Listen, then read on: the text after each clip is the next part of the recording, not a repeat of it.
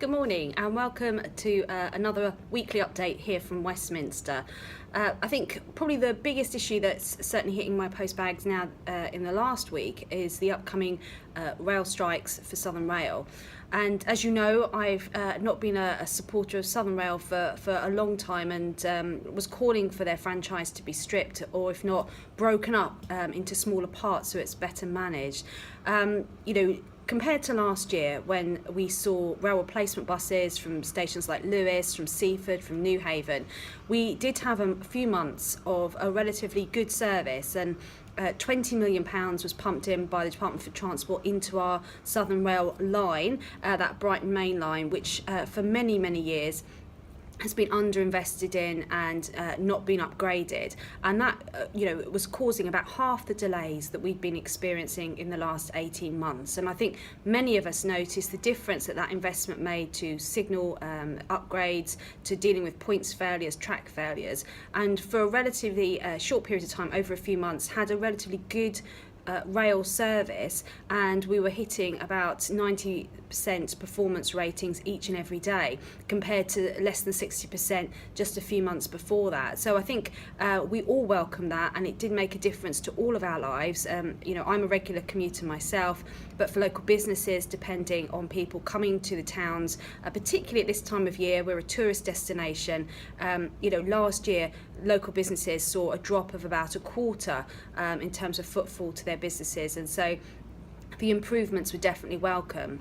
However, we are now facing a repeat of the dispute, which for many months ground our railway locally to a halt. And we're affected probably more than most in the country because we're a Southern Rail only area. So we don't have Thameslink trains, we don't have other rail operators that we can use instead. And so the disruption that's being caused with an overtime ban, with RMT strike days, and with ASLEF strike days about to hit us, really hits us more than most down here in Lewes.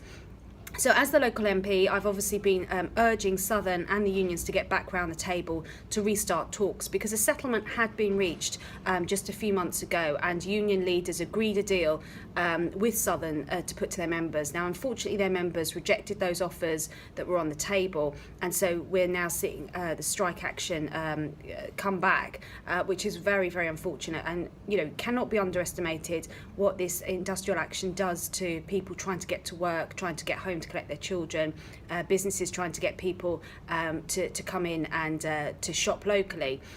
So, we were very disappointed when union members rejected that offer. New deals have been put on the table. The TUC talks were probably the most successful talks that we had in getting those deals, and I'm very keen to see the TUC lead on talks once again. The government's urging both Southern and the unions, the RMT and ASLEF, to get back around the table to start talks. And a group of MPs from the Sussex area, led by Tim Lawton, the MP for East Worthing and Shoreham, met with the RMT last week, and we're meeting with ASLEF this week to see if we can urge them to get back around the table and try and resolve this for once and for all. I'm under no illusion the difficulties this is causing people. I want this resolved. It is about safety. The unions have some safety concerns. Those are only going to be addressed by getting back around the table and talking about it. The driver-only operated service isn't about getting rid of that second person on the train. The driver-only operated system has been in place now on the Southern Rail network for over 6 months. It's been in place on the Thameslink service, which is the same line, very often the same drivers, for many years. And the driver-only operated train service has been in place around a third of the rail network across the country for a very long time. So, if there are specific safety concerns about rolling it out on the Southern Rail network, on some of the specific stations, then we need to get back around the table and have those discussions and resolve that. This isn't about getting rid of the second person on the train. As a female who travels back late at night from Westminster on a train, I don't want to see that second person be got rid of. And certainly I know from disabled passengers, they really value having that assistance on the trains. And the second person is on the trains. They've been guaranteed on the trains. They've been guaranteed on forthcoming trains as well. And currently, less than 3% of trains now run without a second person. And Southern Rail and the government, to be fair, have guaranteed that second person will be in place on this franchise and any future franchises on the Southern Rail network. So, you know, if it's not about having that second person because that second person is guaranteed. If it's about the training of the second person, if it's about some of the visibility issues, then get round the table and let's sort this out, is my plea to the unions and to Southern Rail, because passengers are the ones suffering.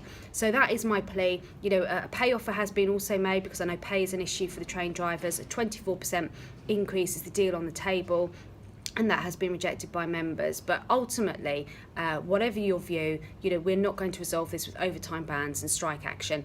And so this week, as I enter talks myself personally with ASLEF, I will be making that point on behalf of constituents who are commuters, and I will also be making that point quite forcibly to Chris Grayling and the Department for Transport, is we've got to get both sides around that table and get the rail service in the Southern Rail network, particularly in Lewes and Seaford and Newhaven and Polegate, which only have Southern as an option. The long-term franchise discussions will be had.